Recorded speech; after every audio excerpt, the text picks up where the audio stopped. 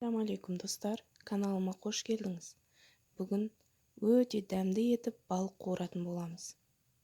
Бұл тәсілмен қуырсаңыздар, балықтарыңыз өте қытырлақ болып шығады. Алдымен балықтың ішін, сыртын тазалап алып, сосын жуып, майда бөліктерге бөлеміз. Қалыңдығы шамамен 1 сантиметрдей болу қажет. Сол кезде балықтарыңыз қытырлақ болып, тез пісетін болады. Достар, менің видеоларым ұнаса, каналыма тіркеліп, қоңыраушаны басып, се батырмасын басып қойыңыз. Менің жаңа видеоларым сізге көрініп тұру үшін.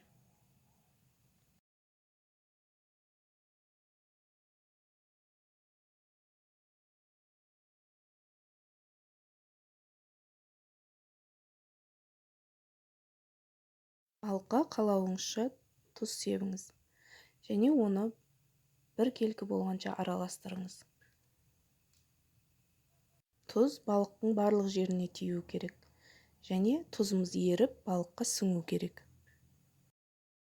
2 жұмыртқаны жарып, ыдысымызға салып, оны бір келкі болғанша араластырып аламыз. Енді балығымызды қуыруға дайындаймыз. Алдымен жұмыртқаға ұнатып, кейіннен ұнға ұнатамыз.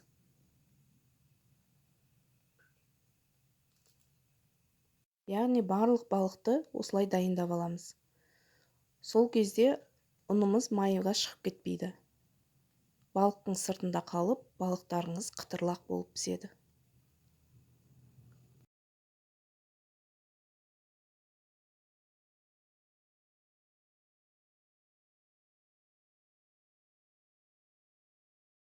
Балықтарды қызып тұрған майға салып, қуырып аламыз. Шамамен 10 минутта піседі. Балықтың беті қызарады. Сол кезде келесі жағын төңкереміз.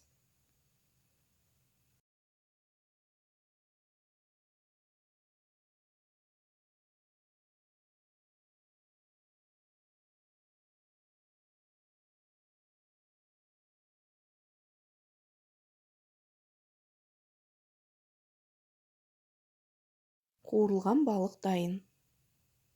Сіздерге де осы рецепт бойынша жасап көрулеріңізге кеңес беремін. Өте дәмді әрі қытырлақ болады.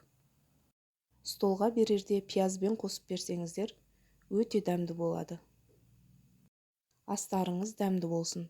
Сіздермен бірге болған мен Назгүл. Назарларыңызға рахмет.